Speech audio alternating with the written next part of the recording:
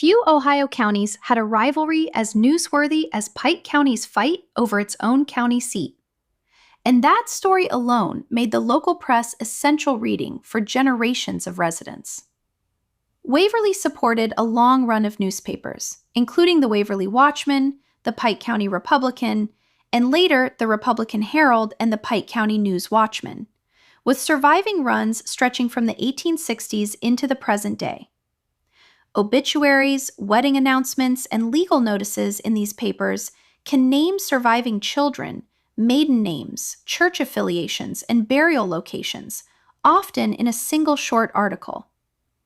The 1861 vote to move the county seat from Piketon to Waverly, championed and financially backed by James Emmett, was covered extensively and remains one of the most documented local political battles in the county's history. If your ancestors lived through that fight, contemporary newspaper coverage may reveal which side of the debate they stood on. Legal notices carry the same weight here as elsewhere in Ohio. Estate settlements, guardianship appointments, and land sales were often required to be published, meaning a newspaper can sometimes preserve a probate or land detail that the original courthouse file has since lost.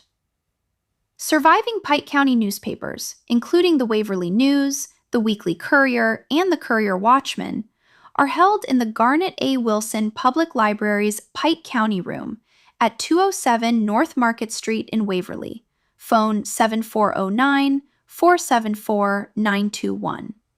Much of it digitized and searchable online.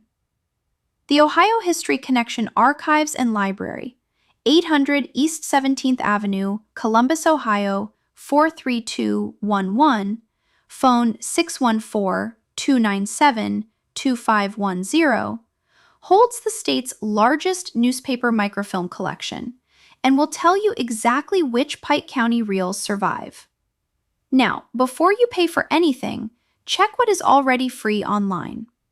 The Ohio History Connection provides free access to more than 1 million full-text searchable pages of Ohio newspapers through Ohio Memory and the Library of Congress site Chronicling America.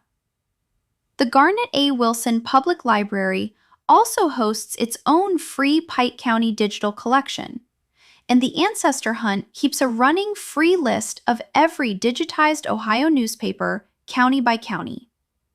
The big subscription sites are worth knowing too, because you may already have them for nothing.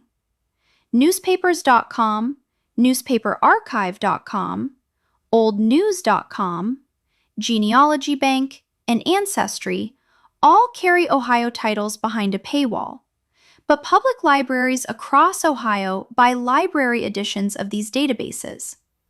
That means your library card may open them from your own kitchen table. And where remote access is not licensed, they are usually free on the library's public computers.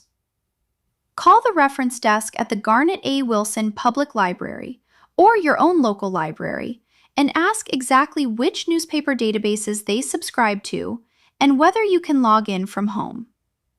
A Family Search Center or Family Search affiliate library will also give you free on-site access to several premium sites, including newspaper collections. Our final episode brings every repository from this series together in one master list. That is episode 7 of Brick Walls and Buckeyes. Subscribe so you do not miss the master repository list coming next, and visit our new website, brickwallsbuckeyes.com, where the Pike County page has every repository address and phone number from this series, plus our printable record checklist. Type brickwallsbuckeyes.com into your browser or tap the link in the description below. Keep pushing past your brick walls.